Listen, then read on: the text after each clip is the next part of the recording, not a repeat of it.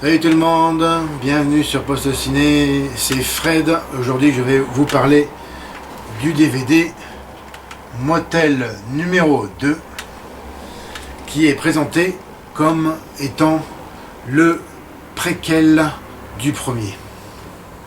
Donc ce n'est pas une suite. L'histoire.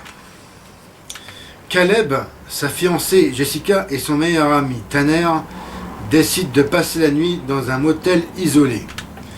Ils sont loin de se douter qu'ils sont tombés dans un piège et qu'ils vont devenir les proies d'un tueur psychopathe et de ses deux complices qui filment les tortures et les meurtres de leurs clients pour en tirer profit.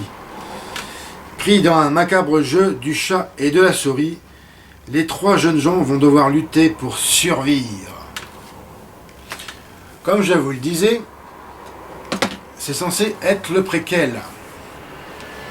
Donc on va s'attarder sur vraiment le commencement, la genèse des tueurs. Il y a deux visions dans ce film, celle, comme je viens de le dire, des tueurs et des victimes. Malheureusement et heureusement, enfin c'est très mitigé, mon sentiment est très moyen pour ce film. Fondamentalement, ce qui manque, c'est le suspense. C'est-à-dire, comme dans le premier, vous voyez ma critique d'ailleurs à ce propos de Motel 1, avant d'en savoir plus sur ce que je vais dire. Même si c'est pas indispensable d'avoir vu le premier, c'est quand même toujours mieux de voir de quoi je vais parler. Il y a une bonne idée au départ, c'est on voit les deux histoires, donc celle des tueurs, celle des victimes, qui sont assez bien répartis. Malheureusement, je l'ai dit, il n'y a pas vraiment de suspense, ou comme dans le premier, c'était bien amené. Il y avait une tension qui montait au fur et à mesure. Et pour moi, le premier, c'était une petite pépite du genre. Pour un film d'un très modeste budget, filmé entièrement, quasiment entièrement sur un plateau, en studio, il y a une bonne idée quant à l'évolution, la psychologie du gérant, enfin, du gérant et son associé, pour voir comment leur mentalité va évoluer. Donc, c'est-à-dire au départ, ils sont de simples voyeurs, hein, qui regardent les couples dans leur chambre. Et après, il y a l'arrivée donc du tueur principal. Donc ça va être l'élément déclencheur qui va leur faire changer leur, comme je l'ai dit, leur mentalité, pour les faire devenir de véritables, véritables. Ils sont pas profondément en eux, mais des assassins, ou tout du moins des complices du tueur qui s'appelle donc Smith, qui arrive au début du film, et il le voit tuer une prostituée. Et à ce moment-là, bon, j'ai trouvé ça intéressant pour voir le processus en fait, le déclenchement. Après, malheureusement, comme je l'ai dit avant, il n'y a pas vraiment de tension, on rentre tout de suite dans le sujet, et c'est dommage, il n'y a pas de palier dans le déroulement la tension, il n'y a pas de suspense quoi. Et aussi je trouve ridicule l'accoutrement des tueurs. Donc Smith est un des associés du motel. Et je trouve vraiment ridicule de mettre je vais vous montrer ce masque ici qui est présenté comme un... Voilà, là on voit la tête du tueur ici. Un des tueurs, on dirait une espèce de fantôme. Donc ils sont censés être de nuit pour tuer les gens. Et l'effet de surprise, ben vraiment, le blanc dans la nuit, on voit que ça. Alors moi j'ai trouvé ça minable. Ou alors, peut-être que ça a été voulu pour montrer un genre d'amateurisme dans leur comportement. Mais voilà, ça fait pas voilà, vraiment sérieux. Et tout du moins pour surprendre les gens et pour pouvoir les tuer. Le jeu des acteurs. Alors, c'est très mitigé. Bon, alors il y a Agnès Bruckner, alors c'est la seule survivante. Voilà, on la voit ici, une bien jolie fille, mais elle ne remplace pas du tout Kate Beckinsale. C'est-à-dire que je m'en foutais dans le film qu'elle meure ou qu'elle soit vivante. J'ai pas réussi à m'attacher à elle, à son personnage. Et puis les autres acteurs, alors surtout les deux rôles donc, du gérant et de son associé, qui en fait, c'est censé être le gérant du premier motel, mais j'ai vérifié dans le casting du premier, dans le nom, c'est pas le même. Là c'est Gordon et dans le 1 c'est Mason. Physiquement ils se ressemblent, sauf que dans le premier ils portent des lunettes. Alors si c'est censé être le préquel du premier, ça n'a aucun sens, car il se fait tuer dans ce deuxième volet.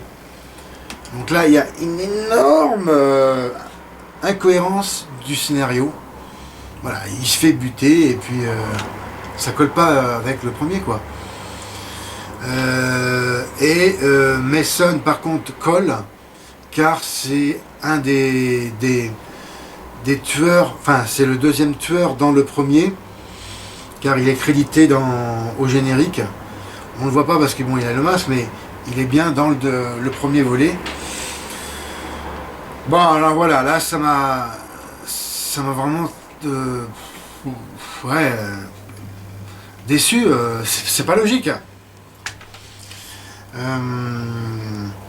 Après il y a le rôle du tueur principal, qui s'appelle Smith. Voilà, et lui voilà, il colle bien à son personnage, il est charismatique. D'ailleurs c'est lui qui est le plus charismatique, ce qui en fait ne colle pas encore à la psychologie globale du gérant, surtout du gérant, parce que bon, son associé, il ressemble à rien, quoi. Pour moi, il fait plus clown, grand duduche, voilà, c'est un pantin, hein. Il n'a vraiment aucun charisme. Mais ça ne colle pas du tout au premier, car que si vous avez vu le premier, si vous ne l'avez pas vu, vous voyez le jeu d'acteur. Voilà, il est vraiment flippant comme gérant. Il est pas net du tout. Il est tordu à souhait. Il est charismatique. Et voilà, et ça ne va pas du tout avec le personnage du 2. Voilà, et c'est une déception parce que il y avait un potentiel de faire quelque chose de bien si il voulait vraiment faire un préquel. Et puis aussi une autre grosse incohérence du film, c'est pas le même nom de motel, c'est pas la même architecture.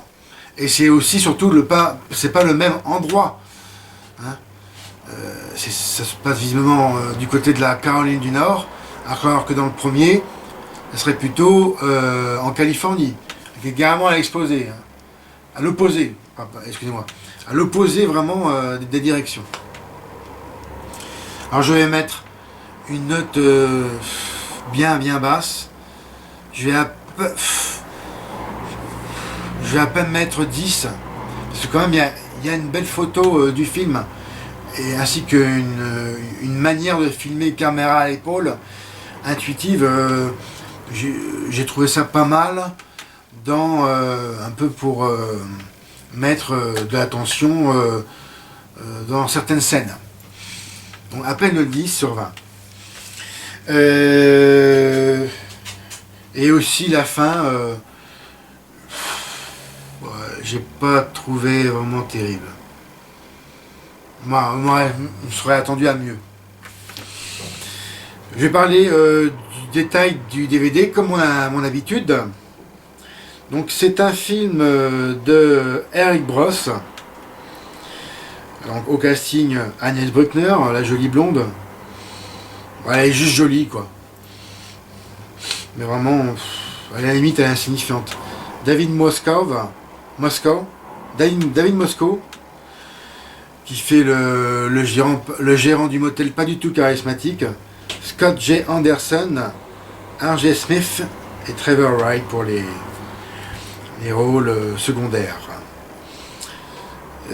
C'est un film qui dure d'une durée, je dirais quand même courte, que simplement 1h22. Format du film respecté 1.85, 16 neuvième compatible 4 tiers. En langue, il y a la surprise, il y a le choix des langues. Pour un petit film comme ça, ils ont un peu compensé, peut-être. Il y avait anglais, français, italien, espagnol, Dolby Digital 5.1 et les sous-titres qui sont légion. Quelle surprise de retrouver, à part le français, l'italien, l'espagnol, l'arabe, le hollandais, anglais, portugais, anglais pour sourds et malentendants. Ça c'est pas mal parce que si on veut le voir le film en VO ou